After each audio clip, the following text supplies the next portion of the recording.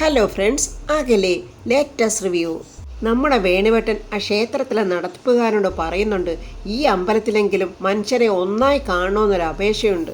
എത്ര പണമുണ്ടെങ്കിലും മനുഷ്യരെല്ലാവരും ഒരുപോലെയാണ്. വേണുവേട്ടൻ ഈ പറഞ്ഞതൊന്നും രാധമ്മയ്ക്ക് അങ്ങോട്ട് ഇഷ്ടപ്പെട്ടില്ല. രാധമ്മ ഇപ്പോൾ പഴയ രാധമ്മ അല്ലല്ലോ. പണ്ട് സാധാരണ ഒരു സാരിയിൽ സാധാരണ ഒരു രാധമ്മയായിട്ട് വന്ന് ദൈവത്തിൻ്റെ മുന്നിൽ കൈകൂപ്പി നിന്ന് തൊഴുത ആ സാധാരണക്കാരിയായ പഴയ രാധമ്മയല്ലല്ലോ ഇപ്പോൾ അവിടെ നിൽക്കുന്നത്. കോടീശ്വരിയല്ലേ, കോടീശ്വരപുത്രൻ്റെ അമ്മയല്ലേ. ആ അഹങ്കാരവും അഹംഭാവത്തോടെയാണ് രാധമ്മ ഇങ്ങനെ നിൽക്കുന്നത്. വേണുവേട്ടൻ ആ പറഞ്ഞ് ഒന്നും അങ്ങോട്ട് ഇഷ്ടപ്പെട്ടില്ല. പെട്ടെന്ന് വേണുവേട്ടൻ്റെ അടുത്തോട്ട് ചെന്നിട്ട് നിങ്ങളിങ്ങോട്ടൊന്ന് വന്നേ എന്നും പറഞ്ഞ് ആ മനുഷ്യനെ അവിടുന്ന് വലിച്ചുകൊണ്ട് പോവാണ്. രാധമ്മ വേണുവേട്ടനെയും പിടിച്ചുകൊണ്ട് പോകുമ്പോൾ പുറകെ നാണ്ട വാല് പോലെ ആ പ്രിയയും പോകുന്നുണ്ട്. രാധമ്മ പറയാ, വേണ്ടേ, കാശുള്ളവരും കാശില്ലാത്തവരും തമ്മിൽ വ്യത്യാസമുണ്ട്, അതൊക്കെ നമ്മൾ അനുഭവിച്ചിട്ടുള്ളതാ. ഉടനെ പ്രിയ, അച്ഛൻ പണ്ടത്തെ ഡ്രൈവർ വേണുഗോപാലൊന്നും അല്ല. പ്രിയയുടെ അഹങ്കാരത്തിന് തക്ക മറുപടി നമ്മുടെ വേണുവേട്ടൻ എന്താ കൊടുക്കുന്നുണ്ട്. പിന്നെ ഞാൻ ആരാടി, തലയിൽ മയിൽപീലിയും ചൂടി കയ്യിൽ ഓടക്കുഴലും കൊണ്ട് നടക്കുന്ന സാക്ഷാൽ ഭഗവാൻ വേണുഗോപാലാണോ? നിനക്ക് മനസ്സിലായില്ലേ ആ കൃഷ്ണനാണോ ഞാനെന്ന്? ഭഗവാൻ കൃഷ്ണനും തോറ്റുപോകും രാധമ്മയുടെ ഗീതോപദേശം. വേണുവേട്ട, നമ്മൾ പണക്കാര് തന്നെയാ, വേണുവേട്ടനായിട്ടാ വില കളയല്ലേ എന്നാ മോള് പറഞ്ഞതിന്റെ അർത്ഥം. അമ്മയുടെ മോടെ അഹങ്കാരത്തിന് ശരിക്കും മറുപടി വീണ്ടും കൊടുക്കുന്നുണ്ട്. എന്താടി, എൻ്റെ മകന് പണമുണ്ടെന്ന് കരുതി എൻ്റെ തലയിൽ കൊമ്പുണ്ടോ? അച്ഛാ, വേണ്ട, അമ്പലത്തിൽ വന്നിങ്ങനെ കച്ചടയാകല്ല. നിർത്തടി, ഈ ഭൂലോക കച്ചടയാണ് അച്ഛനെ ഉപദേശിക്കുന്നത്. കച്ചറയാകുന്നതേ നീ നിന്റെ അമ്മയുമാ. 10 കാശുണ്ടായെന്ന് കരുതിയേ ഇത്രയൊന്നും അഹങ്കാരം ആർക്കും പാടില്ല. കാശ് വരും പോകും. ഉടനെ രാധമ്മ, അമ്പലത്തിലെന്നല്ല എവിടെ ചെന്നാലും രാജുവിനും കുടുംബത്തിനും മുൻഗണന കിട്ടണം. ഓ, ഇവളാര്? അംബാനിയുടെ മൂത്ത മോളോ? എനിക്ക് കിട്ടിയേ പറ്റൂ. പിറകോട്ട് മാറി നിന്ന് അവഗണന കൊണ്ട് അനുഭവിച്ചതുകൊണ്ട് ഞാൻ പറയുക. ഒരു വലിയ ബിസിനസ്സുകാരൻ്റെ അമ്മയാ ഞാൻ. ഒരു വലിയ രാജകൊട്ടാരത്തിലെ പെണ്ണിനെ അടിച്ചു മാറ്റി മുഖ്യമന്ത്രിയായിട്ടൊക്കെ ഇരുന്ന പ്രതാപവർമ്മയുടെ സ്ഥിതി കണ്ടില്ലേ? മനസ്സിലായില്ലേ രാധമ്മേ നിനക്ക്? അയാളുടെ ഇന്നത്തെ കോലമെന്താ, അയാളുടെ ഇന്നത്തെ ജീവിതം എന്താ? ഇതൊക്കെ കണ്ടിട്ടാണോ നീ ഇത്രയ്ക്ക് അഹങ്കരിക്കുന്നത്? എനിക്ക് ആ പരിഗണന കിട്ടിയേ പറ്റൂ. എന്നിട്ട് ശ്രീലക്ഷ്മി അങ്ങോട്ട് വന്നിട്ട് ചോദിക്കുന്നു, ഇതെന്താ അമ്മ ഇത്? അമ്പലമുറ്റത്ത് വന്ന് നിങ്ങൾ അടിയായോ? വേണ്ടേ, അവിടെ ഇവിടെയൊക്കെ നിന്ന് ആൾക്കാർ ശ്രദ്ധിക്കുക, നിങ്ങൾ ഇങ്ങോട്ട് വന്നേ. ഈ സമയത്താണെങ്കിൽ പ്രതാപനും അമ്പികയും അമ്പലം വലം വെച്ചിങ്ങനെ തൊഴുതു വരുന്നുണ്ട്. വേറൊരു ഭാഗത്തോടെ വേണുവേട്ടനും കുടുംബവും വരുന്നുണ്ട്. അവിടെ നല്ല അല്പം മാറി നിന്ന് ഋതിക ഇങ്ങനെ ദൈവത്തിനെ ഇങ്ങനെ മനമുരുകി ഇങ്ങനെ പ്രാർത്ഥിച്ചുകൊണ്ട് നിൽക്കുവാണ്. വേണുവേട്ടനും ശ്രീലക്ഷ്മിയും രാജു ഇങ്ങനെ ചുറ്റുപാട് നോക്കുന്നുണ്ട്, ഋതിക എവിടെങ്കിലും നിൽക്കുന്നോന്ന്.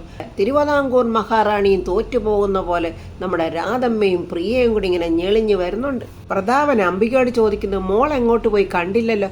അത് അവൾ ഇവിടെ വന്ന് പ്രാർത്ഥിക്കാനാണോ പ്രതാപ? വളയോ മറ്റോ നോക്കാൻ ഏതെങ്കിലും കടയിൽ കയറി നിൽക്കുമായിരിക്കും. ചേച്ചി എന്തായി പറയുന്നത്? അവൾ അങ്ങനെയൊന്നും പോവില്ല. അവൾ പണ്ടേയും പോകില്ല, ഇപ്പൊ തീരെയും പോവില്ല. എടാ പ്രതാപ, നിനക്കറിയില്ലല്ലോടാ, അവൾ വന്നത് വേറെ ചില ലക്ഷ്യങ്ങൾക്കാ. അതെന്തായാലും ഞാൻ കണ്ടുപിടിക്കും. അംബിക ഇങ്ങനെ മനസ്സിൽ പറയുക. ഋതിക ഇങ്ങനെ മഞ്ഞളും കുങ്കുമവും ഒക്കെ ഇങ്ങനെ കയ്യിൽ വെച്ചോണ്ട് ദൈവങ്ങളെ തൊഴുതിങ്ങനെ നടന്നു വന്നോണ്ടിരിക്കുക. പ്രിയ വേണുവേട്ടനോട് ചോദിക്കും, ഇതെന്താ അച്ഛനും അമ്മയും കീരിയും പാമ്പും പോലെ നടന്നു വരുന്നത്? എടീ പ്രിയേ, 10-28 കൊല്ലമായി ഇവളും ഞാൻ ഒരുമിച്ച് ജീവിക്കാൻ തുടങ്ങിയത്. കീരി അറ്റാക്ക് ചെയ്യുന്ന പോലെ എപ്പോഴെങ്കിലും ഞാൻ ഇവളെ അറ്റാക്ക് ചെയ്യുന്ന നീ കണ്ടിട്ടുണ്ടോ?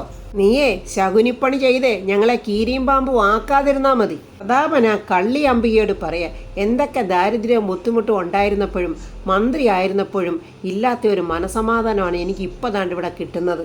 എന്തായാലും പ്രതാപ മോനെ, നീ പറഞ്ഞത് ശരിയാ. നിനക്കൊരു റെസ്റ്റ് വേണമെന്ന് ഞാനും മനസ്സുകൊണ്ട് ആഗ്രഹിച്ചിരുന്നു. എന്നിട്ട് ആ സൂർപ്പണക മനസ്സിൽ പറയാ, എന്നേക്കുമായി നിന്നെ കട്ടിലിൽ കിടത്താനായിരുന്നടാ എൻ്റെ ആഗ്രഹം. പക്ഷെ അതിനേക്കാൾ കഷ്ടമാണ് ഇപ്പോഴത്തെ നിന്റെ ഈ സ്ഥിതി. മനസ്സിൽ സന്തോഷത്തോടാണ് അവളതൊക്കെ പറയുന്നത്. എനിക്കിത് കണ്ടാലും മതി. എൻ്റെ ദേവി, അവിടെ ഇരിക്കുന്ന ദേവിക്ക് ശക്തിയില്ലേ? ദേവിയുടെ കയ്യിലിരിക്കുന്ന ആയുധങ്ങളുണ്ടല്ലോ, അതിലേതെങ്കിലും ഒന്നെടുത്ത് ഇവളെ അങ്ങ് തീർത്തുകൂടെ? ഋതിക രാജുവിനെ അവിടെ ഒക്കെ നോക്കുന്നുണ്ട്. കണ്ടില്ല, ഞാനിവിടെ വന്നിട്ടുണ്ടായിരുന്നെന്ന് രാജുവിനെ എങ്ങനെയെങ്കിലും എനിക്കൊന്ന് അറിയിക്കണം. ആ അമ്പലത്തിലൊരു ജോലിക്കാരനാണെന്ന് തോന്നുന്നു. അയാൾ വന്നിട്ട്, വേണു സാറേ, എനിക്കൊരു കാര്യം അറിയിക്കാനുണ്ട്. അയ്യോ, എന്നെ വേണു സാറേ എന്നൊന്നും വിളിക്കണ്ട, എന്നെ വേണു എന്ന് വിളിച്ചാൽ മാത്രം മതി. ഞാൻ ആ പഴയ ടാക്സി ഡ്രൈവറാ. പ്രിയയ്ക്ക് കലി വരും. ഈ അച്ഛൻ എന്താമ്മ ഇത്? വേണുവേട്ടനെ നന്നായിട്ട് അറിയാവുന്ന ആളാണെന്ന് തോന്നുന്നു. അയാൾ പറയുന്നു, വേണു സാറിനെ വിളിച്ചാൽ തെറ്റൊന്നുമില്ല. ഏതർത്ഥത്തിലും അതിന് യോഗ്യൻ തന്നെയാ. എന്തായാലും ഞാൻ വിളിച്ചത് ഞാനിങ്ങി തിരിച്ചെടുത്തു. രാധമ്മയ്ക്ക് അതങ്ങോട്ട് ഒട്ടും ഇഷ്ടമല്ല. എന്തായാലും നിങ്ങൾ എന്താണോ പറയാൻ വന്നത് അത് വേണുവേട്ടനോട് അങ്ങ് പറയേ. അതായത് ഈ വിശേഷ പൂജ നടത്തുന്നതിൻ്റെ കൂട്ടത്തിൽ ഒരു പ്രധാനപ്പെട്ട പൂജയാണ് തുലാഭാരം. പ്രത്യേകിച്ചും ഇന്ന് പ്രദോഷ ദിവസമാണ്, ശിവപാർവതിമാരുടെ വിശേഷ ദിവസം. ശിവപാർവതിമാരുടെ പ്രധാനപ്പെട്ട ഈ ദിവസത്തിൽ വിവാഹം കഴിക്കാൻ പോകുന്ന ആളിന്റെ തുലാഭാരം നടത്തിയാൽ എന്തുകൊണ്ട് നല്ല ഐശ്വര്യം തന്നെയാണ്. മംഗളകർമ്മവും വിവാഹ ജീവിതവും ഐശ്വര്യപ്രദമായിരിക്കും. വധൂവരന്മാരുടെ ഭാവി ജീവിതം സന്തോഷപ്രദമായിരിക്കും. ഉടനെ നമ്മുടെ വേണുവേട്ടൻ ചോദിക്കുക, അല്ല ഞാനൊരു സംശയം ചോദിച്ചോട്ടെ, ഈ പ്രദോഷ ദിവസം തുലാഭാരം നടത്തുന്നത് ഒരു ഐശ്വര്യം തന്നെയാണ്. തുലാഭാരം നടത്തുന്ന ആള് ഒരു പ്രാവശ്യം വിവാഹം ചെയ്ത ആളാണെങ്കിലോ? നല്ല ബെസ്റ്റ് ക്വസ്റ്റ്യൻ വേണുവേട്ട. രാധമ്മയ്ക്ക് കലികളയി. എന്തൊക്കെ ചോദ്യങ്ങളാ വേണുവേട്ട അയാളോട് ചോദിക്കുന്നേ? അതെന്താ, ഞാൻ ചോദിച്ചതിന് അയാൾ മറുപടി പറഞ്ഞില്ലല്ലോ രാധമ്മേ. ഉടനെ അയാൾ പറയാ, ഈ വിവാഹം എന്ന് പറയുന്നതൊക്കെ ദൈവം നേരിട്ട് നടത്തുന്ന ഒരു ചടങ്ങാണെന്നാണ് എൻ്റെ വിശ്വാസം.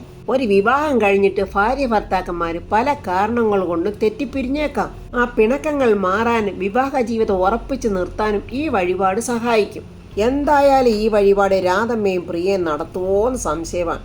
ഉടനെ പ്രിയ പറയാം, അമ്മേ അച്ഛൻ്റെ മനസ്സിൽ എന്തോ ദുരുദ്ദേശം ഉണ്ടമ്മേ. ഉദ്ദേശമൊക്കെ എനിക്ക് മനസ്സിലായിടി മോളെ, പക്ഷേ ഞാൻ ജീവിച്ചിരിക്കുമ്പോൾ അച്ഛൻ്റെ ആ ഉദ്ദേശം നടക്കില്ല. വേണുവേട്ടൻ ഉടനെ അയാളോട് പറയാം, തുലാഭാരം എന്തായാലും നമുക്ക് നടത്താം.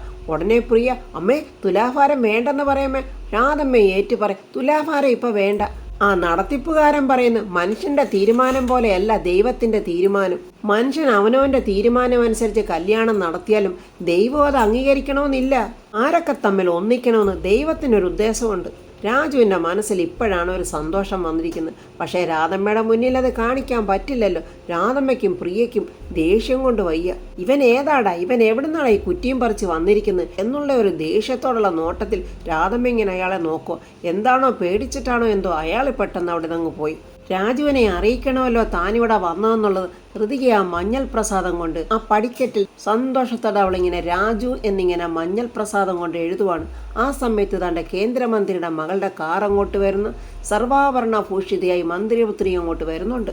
അഹങ്കാരം തലയ്ക്ക് പിടിച്ച് ആ പെണ്ണ് ആ സ്റ്റെപ്പിൽ കൂടി ഇങ്ങനെ ഓടി വരിക. ഋതിക അവിടെ വെച്ചിരുന്ന ആ മഞ്ഞൾ പ്രസാദം എല്ലാം തെറിപ്പിച്ചെറിഞ്ഞിട്ട് അവൾ മുകളിലോട്ട് ഓടിപ്പോവുക. ഋതികയ്ക്ക് ദേഷ്യം കൊണ്ടുപോയി.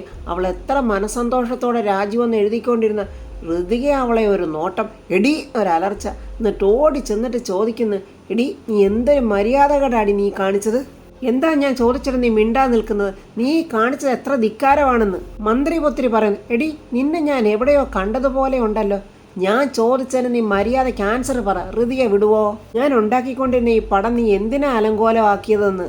ഞാൻ മനഃപൂർവ്വം അലങ്കോലമാക്കിയതല്ല. ഞാനിതുവഴി പോയപ്പോൾ എൻ്റെ കാല് തട്ടിയതാ. നീ എന്താ പറയുന്നത്? മനഃപൂർവ്വം അലങ്കോലമാക്കിയതല്ലെന്നോ? നീ എന്താ സ്വപ്നം കണ്ടോണ്ടാണോ നടക്കുന്നത്? മന്ത്രിപുത്രിയും വിട്ടുകൊടുക്കുന്നില്ല. അതെ, അമ്പലമുറ്റത്ത് കയറിയേ സ്വപ്നം കണ്ടോണ്ട് നടക്കുന്ന വിഡ്ഢിത്തരമൊന്നും ഞാൻ കാണിക്കില്ല. അത്രയ്ക്ക് വിവരദോഷിയല്ല ഞാൻ. ഈ സ്ഥലം പ്രാർത്ഥനയ്ക്കുള്ളതാ. ഞാൻ പ്രാർത്ഥനയോടുകൂടി ഒന്ന് നടന്നു പോയപ്പോൾ ഞാൻ ഇവിടെ അറിയാതെ ഒന്ന് ചവിട്ടിപ്പോയി. ആഹാ, അത് കൊള്ളാലോ. നീ അറിയാതെ ചവിട്ടിപ്പോയെന്നോ? ശ്രീലക്ഷ്മിയും രാധമ്മയും കൂടെ കണ്ട് ഐശ്വര്യയെ തിരക്കി നടക്കുക. ആ പെൺകുട്ടി ഇതുവരെ വന്നില്ലല്ലോ. ഇനി അവൾ അമ്പലത്തിൻ്റെ മുന്നിലെങ്ങാണം വന്ന് നിൽക്കുവാണോ എന്നും പറഞ്ഞ് വാണം വിട്ടതുപോലെ ഓടുവാണ് രാധമ്മ. ഈ സമയം ഐശ്വര്യയും ഋതിയും കൂടെ പൊരിഞ്ഞ യുദ്ധം പോലാണ് നടക്കുന്നത്. അല്ല, നീ ഈ അമ്പലമുറ്റത്തിരുന്ന് പടം വരയ്ക്കാൻ നിന്നോട് ആരാടി പറഞ്ഞത്? ഏതേ ഒരു ആരാധനാലയമാ, ഇവിടെ പ്രാർത്ഥിക്കാനുള്ളതാ എന്നിങ്ങനെ പുതിയ മന്ത്രിപുത്രി. എന്നാൽ പഴയ മന്ത്രിപുത്രി പറയുക, ഞാൻ ചെയ്തുകൊണ്ടിരുന്ന കാര്യം എനിക്ക് അത്ര മുഖ്യമുള്ളതാ. അതിങ്ങനെ നശിപ്പിച്ചാൽ എനിക്കെന്നല്ല ആർക്കാലും ദേഷ്യം വരില്ലേ? ഐശ്വര്യ ഋതിയെ സൂക്ഷിച്ച് നോക്കിയിട്ട് പറയുന്നത്, നിന്റെ കണ്ണുകൾ എനിക്ക് നല്ല പരിചയമുള്ളതുപോലെ. എന്തായാലും പോട്ടെ, നീ അങ്ങ് ക്ഷമിച്ചേരെ. ആഹാ, ക്ഷമിക്കാനോ എന്നും പറഞ്ഞ് ഋതിയ ദാണ്ട് ഏട്ടിക്ക് പോട്ടി പോലെ രണ്ടുപേരും എന്തൊക്കെയോ പറഞ്ഞ് വഴക്കിടുന്നുണ്ട്. രാധമ്മയും ശ്രീലക്ഷ്മിയും കൂടെ ഐശ്വര്യ തിരക്കി വരിക. ഐശ്വര്യയെ കണ്ടുകൊണ്ട് ശ്രീലക്ഷ്മി പറയും, തോണ്ടമ്മ ഐശ്വര്യ നിൽക്കുന്നു. പക്ഷേ ഋതിക അവിടെ നിൽക്കുന്ന കാര്യം ശ്രീലക്ഷ്മിയോട്ട് കണ്ടതുമില്ല. രാധമ്മ നോക്കുമ്പോൾ ശ്രീലക്ഷ്മിയും രാധികയും നിൽക്കുന്നു. ദേഷ്യത്തോടെ രാധമ്മ ശ്രീലക്ഷ്മിയോട്, എടി ഐശ്വര്യ ഞാൻ കണ്ട്, മറ്റൊരുവൾ അവിടെ നിൽക്കുന്ന നീ എന്താ കണ്ടില്ലേടി? അയ്യോ അമ്മേ, അത് ഋതികയല്ലേ? ഋതികയല്ലടി, നെറുകേട്. അവിടെ പേരേ ഇപ്പം നെറുകേടെന്നാ. അമ്മേ, അവള് പ്രാർത്ഥിക്കാനെങ്ങാനും വന്നതായിരിക്കും. പ്രാർത്ഥിക്കാനല്ലാതെ ഇവിടെ ഉഴുന്നു മറിക്കാൻ എന്താ ഇത് കണ്ടവാന്നോടി? എടി സത്യം പറ, നിനക്കിതിലെങ്ങാനും വല്ല പങ്കുണ്ടോ? അയ്യോ എൻ്റെ പൊന്നമ്മേ, എന്നെ അങ്ങ് വെറുതെ വിട്ടേരെ. എല്ലാവരും കൂടി എന്നെ ചതിക്കാനാണ് ഉദ്ദേശമെങ്കിൽ ഞാൻ എല്ലാത്തിനും കാണിച്ചു തരും. അലിയളകിയ ഭദ്രകാളിയെ പോലെ നല്ല രാധമ്മ തുള്ളി ഉറഞ്ഞങ്ങോട്ട് പോകുന്നുണ്ട്. ഇതൊന്നും അറിയാതെ ഐശ്വര്യയും ഋതിയും കൂടെ വാക്കുവാദം നടത്തിക്കൊണ്ടിരിക്കുക. ഋതിക അവളോട് പറയുന്നുണ്ട്, നീ എന്തൊക്കെയാലും നീ ചെയ്ത തെറ്റ് തന്നെ. പിന്നെ നീ ന്യായീകരിക്കാൻ ശ്രമിക്കുവാണ്. അപ്പോൾ രാധമ്മ അവിടെ നിന്നോട്ട് മോളെ ഐശ്വര്യേ നീ ഇങ്ങ് വന്നേ. പെട്ടെന്ന് ഋതിക ഇങ്ങനെ രാധമ്മയെ കണ്ടങ്ങ് ഞെട്ടി. ഞാൻ ഇപ്പം വരാൻ രാധമ്മേ എന്ന് ഐശ്വര്യ പറഞ്ഞിട്ട് ഋതികയോട്, എടി നിന്റെ ദേഷ്യം മാറിയില്ലെന്ന് എനിക്കറിയാം. നിന്റെ ദേഷ്യം മാറിയാലും മാറിയില്ലെങ്കിലും എനിക്കൊരു ചുക്കുമില്ലടി. ഞാൻ കേന്ദ്രമന്ത്രി കൃഷ്ണരാജന്റെ മകളാ. എടി ഋതിക എന്നാ നീയും പറയടി. ഇപ്പൊ പ്രതാപമെല്ലാം നഷ്ടപ്പെട്ട പഴയ വിദ്യാഭ്യാസ മന്ത്രി പ്രതാപ് വർമ്മയുടെ മകളാ ഞാനെന്ന് അഹങ്കാരത്തോടെ ഋതികടി പോട്ടടി ഞാൻ എന്നും പറഞ്ഞ് പെട്ടെന്ന് രാധമ്മയുടെ അടുത്തോട്ട് നടന്നു പോവുകയാണ്. അത്രയും നേരം വളരെ സന്തോഷത്തോടെ രാജുവിന്റെ പേരെഴുതിക്കൊണ്ടിരുന്ന ഋതികയ്ക്ക് പെട്ടെന്ന് സങ്കടമായി. ആകെ വിഷമിച്ച് തകർന്നിങ്ങനെ നിൽക്കുക. ഐശ്വര്യ രാധമ്മയോട് ചോദിക്കും, അമ്മേ ഞാൻ താമസിച്ചോ? ഇല്ല മോളെ സാരമില്ല. അവിടെ എന്തെങ്കിലും പ്രശ്നം ഉണ്ടായോ മോളെ? അത് ഋതികയാന്ന് പറയുന്നില്ല രാധമ്മ. ഏയ് അങ്ങനെയൊന്നുമില്ല. അവൾ ആ പടിയിൽ എന്തോ ഒരു പടം വരച്ചു വെച്ച് ഞാൻ അറിയാതെ അതിൽ കയറി ഒന്ന് ചവിട്ടി. അങ്ങനെ ഒന്നും രണ്ടും പറഞ്ഞൊന്ന് ഉരസി, അത്രേ ഉള്ളു. അതൊന്നും കുഴപ്പമില്ല മോളെ. രാധമ്മ ഒരു കൃത്രിമ ചിരിയൊക്കെ ചിരിച്ചിട്ട് ശ്രീലക്ഷ്മിയോട് പറയുന്നു, മോളെ ഐശ്വര്യം കൊണ്ട് മോളങ്ങോട്ട് പൊയ്ക്കോ. എന്നിട്ട് വേണം അവള് ഋതികയുടെ അടുത്തോട്ട് വന്ന് കച്ചേരി നടത്താൻ. ആഹാ, താക്കീത് കൊടുത്തിട്ട് ഇവളെൻ്റെ മോൻ്റെ പിന്നാലെ ഉണ്ട്. ഇത് ഈ രാധമ്മ സമ്മതിക്കില്ല. ഇവളെ വിലക്കി നിർത്തണം. ഇവൾ ഈ അമ്പലത്തിൽ വന്നിട്ടുണ്ടെങ്കിൽ കൂടെ ആ വർമ്മയും കാണും. അങ്ങനെ ക്ഷേത്രത്തിൽ ഇതാണ്ട് രാജുവിന് തുലാഭാരം നടത്താനുള്ള ഒരുക്കങ്ങളൊക്കെ നടന്നുകൊണ്ടിരിക്കുന്നു. രാജുവിനെ തുലാഭാരത്തിൽ ഇരുത്തി ദാണ്ട ശ്രീലക്ഷ്മിയും വേണുവേട്ടനും നല്ലതുപോലെ പ്രാർത്ഥിക്കുന്നത് രാജുവും ഋതിയെ ഒന്നാകണേന്ന. ഈ സമയത്ത് ഋതികയാണെങ്കിൽ ദേവിയുടെ മുന്നിൽ നിന്ന് പ്രാർത്ഥിക്കുവാണ്, എൻ്റെ രാജുവിനെ എന്നിൽ നിന്നും പിരിക്കല്ലേ, ഞങ്ങളെ രണ്ടിനെയും ഒന്നാക്കണേ എന്നൊക്കെ. രാധമ്മയുടെ മനസ്സിലോ, എൻ്റെ മകൻ്റെ കല്യാണം ഒരു തടസ്സവും കൂടാതെ നടക്കാൻ ഞാൻ നേർന്ന നേർച്ചയാണേ ഈ തുലാഭാരം. ഈ പാവം ദൈവം ആരുടെയൊക്കെ കേൾക്കും? സത്യത്തിൻ്റെ നേരെ നിൽക്കണോ? ഈ അഹങ്കാരിയായ രാധമ്മയുടെ കൂടെ നിൽക്കണോ?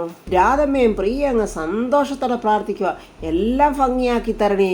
മറുഭാഗത്താണെങ്കിൽ ഋതിയോ, എൻ്റെ ഭഗവാനെ ഞാൻ അവിടത്തേക്ക് സമർപ്പിച്ച വഴിപാട് പോലും ആ പെണ്ണ് വന്ന് നശിപ്പിച്ച് കളഞ്ഞല്ലോ. തുലാഭാര തട്ടിൽ ഒരു തട്ടിൽ രാജുവും മറുതട്ടിൽ ദാണ്ട വാഴക്കുലകളുമാണ്. ആ തൂക്കത്തെ കാണിക്കുന്ന സൂചി ദൈവമേ എങ്ങോട്ടാണ് തിരിക്കുന്നത്? രാജുവിൻ്റെയും വേണുവേട്ടൻ്റെയും ശ്രീലക്ഷ്മിയുടെയും ഋതികയുടെ ഭാഗത്താണോ, അതോ പ്രിയയുടെയും രാധമ്മയുടെയും ഐശ്വര്യയുടെയും ഭാഗത്താണോ? ദൈവം കൂട്ടിച്ചേർത്ത ആ രാജുവിനെയും ഋതിയെയും പിരിക്കാൻ ദൈവം ഒരിക്കലും തന്നെ കൂട്ടുനിൽക്കില്ല. പൂർണ്ണചന്ദ്രനിൽ രാജുവിൻ്റെ രൂപം ഋതിയയ്ക്കും അതേ പൂർണ്ണചന്ദ്രനിൽ തന്നെ രാജുവിന് ഋതികയുടെ രൂപവും കാണിച്ചു കൊടുത്തത് ഭഗവാനല്ലേ. അപ്പോഴവരെ പിരിക്കുമോ? അപ്പോൾ രാധമ്മയോ പ്രിയോ എന്നല്ല, ഏത് കേന്ദ്രത്തിലെ മന്ത്രി വന്നാലും അത് നടക്കുമോ? ആ ദുർഭൂതം അമ്പിയെ കണ്ട് രാജുവിന് തുലാഭാരം നടക്കുന്നു. അവൾ അവിടെ നിന്ന് ഇങ്ങനെ ദേഷിച്ച് നോക്കിക്കൊണ്ട് നിൽക്കുവാണ്. ആ തുലാഭാരം നടക്കുന്നിടത്ത് എന്തോ ഒരു മഹാ അത്ഭുതമാണ് നടക്കുന്നത്. രാജുവിന് വേണ്ടി കരുതി വെച്ചിരുന്ന ആ വാഴക്കുലകളൊക്കെ വെച്ചിട്ടും വാഴക്കുലത്തട്ട് മുകളിൽ തന്നെ നിൽക്കുവാണ്, അത് താഴുന്നില്ല. എല്ലാവർക്കും ഒരു വെപ്രാളം. ഉടനെ രാധമ്മ ചോദിക്കുന്നു, ഇതെന്താ തിരുമേനി? ആ തിരുമേനി പറ, ഭഗവാനും ഭഗവതിയും ഒരുപോലെ ഇത് സമ്മതിച്ചിട്ടില്ലല്ലോ. എങ്ങനെ സമ്മതിക്കും? കണ്ണുനീരോടെ ഹൃദയം പൊട്ടി ഇങ്ങനെ കരഞ്ഞ് പ്രാർത്ഥിക്കുവാണ് ഋതിക ആ ദേവിയുടെ മുന്നിൽ. കൂടെ നിന്ന ജോലിക്കാരനും പറയുന്നു, ദേവിക്കും ദേവനും എന്തോ ഇഷ്ടക്കേടുണ്ടല്ലോ തിരുമേനി. ഉടനെ തിരുമേനി പറയുന്നു, അതൊന്നും അല്ല, ഈ സാറിന്റെ മനസ്സിൽ എന്തോ ഒരു വലിയ ഭാരമുണ്ട്. അത് ഈ മനസ്സിൽ നിന്ന് ഇറങ്ങി പോകാതെ ഈ തട്ടിനി ഉയരില്ല. പ്രിയ രാധമ്മയുടെ ചെവിയിൽ പറയാം, അമ്മേ ആ തലതെറിച്ചവള ഇപ്പോഴും ഇവന്റെ മനസ്സിൽ. മോളെ നീ നോക്കിക്കോ, എങ്കിൽ ഈ ജന്മത്തിൽ ഞാനതിന് സമ്മതിക്കില്ല. ആർക്ക് വേണം നിന്റെ സമ്മതം? ഈ ജന്മം അതിനെന്തിനാ? പോയി തൊലഞ്ഞുകൂടേടി രാധമ്മേ നിനക്ക്. സ്വന്തം മകൻ്റെ സന്തോഷമല്ല അവൾക്ക് വലുത്. ഇത്രയും പണവും പ്രതാപവും ഉണ്ടാക്കി കൊടുത്തപ്പോൾ അതിൻ്റെ നന്ദി സൂചകമായിട്ടെങ്കിലും മകൻ്റെ സന്തോഷം എന്താണെന്ന് ചോദിച്ചറിഞ്ഞ് അതിനോടൊപ്പം നിൽക്കേണ്ടതല്ലേ ഒരു മനോധർമ്മം? അതല്ലേ ഒരു അമ്മയുടെ കടമ? പണവും പ്രതാപം വന്നപ്പോൾ വലിയ കൊമ്പത്ത ബന്ധം വേണം. വേണുവേട്ടൻ മനസ്സിൽ പറയാം, എൻ്റെ മോൻ്റെ മനസ്സിൻ്റെ ഭാരം എന്താണെന്ന് എനിക്കറിയാം. അത് പരിഹരിക്കണമെങ്കിൽ ദൈവം വിചാരിക്കണം. ഈ വഴിപാട് കൊണ്ട് ദേവീ ദേവന്മാർ പ്രസാദിച്ചിട്ടില്ല. അതുകൊണ്ട് അവർക്ക് ഇഷ്ടമുള്ളത് ഈ തട്ടിൽ വെക്കണം. അപ്പോൾ ചിലപ്പോൾ തട്ടുയർന്നേക്കാം. ഉടനെ ഐശ്വര്യ ചോദിക്കുക, ഈ ദേവീദേവന്മാർക്ക് ഏറ്റവും ഇഷ്ടമുള്ളത് എന്താ? അത് പിന്നെ പറയാനുണ്ടോ? സ്വർണം. അങ്ങനല്ലേ തിരുമേനി? ഭൂലോക ഫ്രാഡായ അമ്പിയെ അത് കണ്ടിട്ട് പറയുന്നു, ദൈവമേ ഇവനാണല്ലോ ശരിക്കും അമ്പലം വിഴുങ്ങി. ഈ അമ്പലം വിഴുങ്ങിയാണ് അമ്പലം മാനേജർ. ഐശ്വര്യ പെട്ടെന്ന് അവിടെ കൈകളിൽ കിടന്ന സ്വർണ്ണാഭരണങ്ങളൊക്കെ ഊരി ആ വാഴക്കുലയുടെ കൂട്ടത്തിൽ വെക്കും. അപ്പോഴും തട്ട് താഴുന്നില്ല. ഇതൊന്നും പോരാന്നാണ് ഭഗവാനും ഭഗവതിയും പറയുന്നത് എന്നവിടെ നിൽക്കുന്നവൻ പറയുന്നുണ്ട്. ഐശ്വര്യ കഴുത്തിലണിഞ്ഞിരിക്കുന്ന വലിയ മാലകളൊക്കെ ഊരി വീണ്ടും ആ വാഴക്കുലയിൽ വെക്കുന്നുണ്ട്. അപ്പോഴും തട്ട് താരുന്നില്ല. സ്വർണത്തിനോടും പണത്തിനോടും ആർത്തിമൂത്ത ആ അംബികയുടെ മനസ്സിലെ ഒരു ചിരി. അയ്യോ, ഇവൾ ഒരുപാട് സ്വർണ്ണാഭരണം ഇട്ടിട്ടാണല്ലോ വന്നിരിക്കുന്നത്, അതെങ്ങനെങ്കിലും കൈക്കലാക്കിയാലോ എന്നുള്ള ചിന്തയിലാണ് അവിടെ നിപ്പ്. എൻ്റെ ദൈവമേ, ആ വലിയ മാല ഒരു 10 പവനെങ്കിലും കാണും. അതെങ്ങനെങ്കിലും അത് അടിച്ചു മാറ്റണം. ഭൂലോക തരികിടെ അവിടെ പുത്രനെ അവൾ വിളിച്ചിട്ട് ഫോണിൽ പറയുന്നു, മോനെ, ആ പൂതന നിന്റെ ഭാര്യ നിന്റെ അടുത്തുണ്ടോ? ഇല്ലമ്മേ, അവൾ എന്തോ ഷോപ്പിങ്ങിനാ മറ്റോ പോയിരിക്കുക. ഇവനെയും കൂട്ടിയല്ലല്ലോ അവള് പോകുന്നതൊന്നും. ഇവൻ അവിടുത്തെ വെറും ഒരു വാച്ച്മാനല്ലേ. എന്നാ മോനെ, ഞാൻ പറയുന്ന പോലെ നീ ഒന്ന് കേൾക്ക്. എന്തൊക്കെയോ അങ്ങനെ അമ്പിക തലതെറിച്ച മോന് പറഞ്ഞു കൊടുക്കുന്നുണ്ട്. ആ സ്വർണ്ണാഭരണങ്ങൾ രണ്ടുപേരും ചേർന്ന് എങ്ങനെ അടിച്ചെടുക്കാന്നുള്ള പ്ലാൻ ആണെന്ന് തോന്നുന്നു. ആഭരണങ്ങളൊക്കെ വെച്ചിട്ടും നാണ്ട തട്ടുമാളോട്ട് ഉയരുന്നില്ല. നമ്മുടെ ഋതികയുടെ കണ്ണുനീരിൽ കുതിർന്ന പ്രാർത്ഥനയിൽ അവിടെ നടക്കുക. കയ്യിലൊരു തുളസിമാലയും കൊണ്ട് നമ്മുടെ ഋതിക വരുന്നുണ്ട്. ഐശ്വര്യ പറയാ, സ്വർണ്ണാഭരണങ്ങൾ വെച്ചിട്ടും തട്ടു ഉയരുന്നില്ലല്ലോ. ഉടനെ രാധമ്മ, കൽക്കണ്ടവും മുന്തിരിയും വെച്ചാലോ തിരുമേനി? അങ്ങനെ കൽക്കണ്ടവും മുന്തിരി എടുക്കാനായിട്ട് ഇതണ്ട രാധമ്മയും പ്രിയയും ഐശ്വര്യയും കൂടെ പോവുക. ഋതിക ദൈവങ്ങളെ പ്രാർത്ഥിച്ചുകൊണ്ട് ആ തുളസിമാലയും കൈപ്പിടിച്ചുകൊണ്ട് ഇങ്ങോട്ട് വരുമ്പോൾ അറിയാതെ അവിടെ ഒരു കല്ലിൽ ഋതികയുടെ കാല് തട്ടി ഋതികയുടെ കയ്യിലിരിക്കുന്ന ആ തുളസിമാല തെറിച്ചു പോയി രാജുവിൻ്റെ കഴുത്തിലോട്ടങ്ങ് വീഴുവാണ്. ആ തട്ട് താണ്ടങ്ങ് ഉയർന്നു കഴിഞ്ഞ് എല്ലാവരും അതിശയത്തോടെ നോക്കുക. രാജു നോക്കുമ്പോൾ ഋതികയാണ് കാണുന്നത്. സന്തോഷത്തോടെ ചിരിച്ചോണ്ട് രാജു ഋതു. അതേ സന്തോഷം നമ്മുടെ വേണുവേട്ടൻ്റെ മുഖത്തും. ശ്രീലക്ഷ്മിക്കും രാജുവിനും വേണുവേട്ടനും ഭയങ്കര സന്തോഷം. തിരുമേനിക്ക് പോലും ഇത് വിശ്വസിക്കാൻ പറ്റുന്നില്ല. അയ്യോ അമ്മേ ദേവി, അമ്മയുടെ ശക്തിയേ വലുത്. അവരെല്ലാവരും ഇങ്ങനെ സന്തോഷത്തോടെ നിൽക്കുക. ഋതിക നോക്കുമ്പോൾ രാധമ്മ വരുന്നുണ്ടെന്ന് തോന്നുന്നു. പെട്ടെന്ന് ഋതിക അവിടെ നിന്ന് ഓടി ഒളിയുവാണ്. തിരുമേനി, കൽക്കണ്ടോ മുന്തിരി ഇപ്പോൾ എത്തിക്കും എന്ന് പറഞ്ഞിട്ട് രാധമ്മ നോക്കുമ്പോൾ അതാണ്ട് എല്ലാവരും വളരെ സന്തോഷത്തോടെ തട്ടുയർന്നിരിക്കുന്നു. രാജുവിൻ്റെ കഴുത്തിലെ ഒരു തുളസിമാലയും കിടക്കുന്നു. കഥയറിയാതെ നാണ്ട നമ്മുടെ രാധമ്മ സന്തോഷത്തോടെ മഹാദേവനും പാർവതി ദേവിയും അനുഗ്രഹിച്ചു. അമ്മേ, തുലാഭാരം പൂർത്തിയായല്ലോ എന്നും പറഞ്ഞ് രാധമ്മയും ഐശ്വര്യയും പ്രിയയും അങ്ങനെ ദേവിയെ പ്രാർത്ഥിക്കുക. കഥയറിയാതെയുള്ള പ്രാർത്ഥനയെ കഥയറിഞ്ഞവർക്കോ അവർക്ക് വേറൊരു വിധമായ സന്തോഷമാണ്. ദൈവം കൂട്ടിച്ചേർത്ത തൻ്റെ പ്രാണപ്രിയയെ മുന്നിൽ കണ്ടതും ആ സന്തോഷത്തിൽ നമ്മുടെ രാജു ഇങ്ങനെ മതിമറന്ന തുലാഭാരത്തട്ടിൽ ഇങ്ങനെ ഇരിക്കുവാണ്. അപ്പോൾ ഫ്രണ്ട്സ്, എന്തൊക്കെ ഇനി രാധമ്മയും പ്രിയയും കേന്ദ്രമന്ത്രിയും മോളും വിചാരിച്ചാലും ദൈവം കൂട്ടിച്ചേർത്ത് ഇവരെ പിരിക്കാൻ പറ്റുമോ? ദൈവം ഇവരോടൊപ്പം അല്ലേ നിൽക്കൂ. ഈ അംബികക്കള്ളി മകനെ വിളിച്ചു വരുത്തി ഇനി എന്താണോ അവിടെ ചെയ്യാൻ പോകുന്നത്?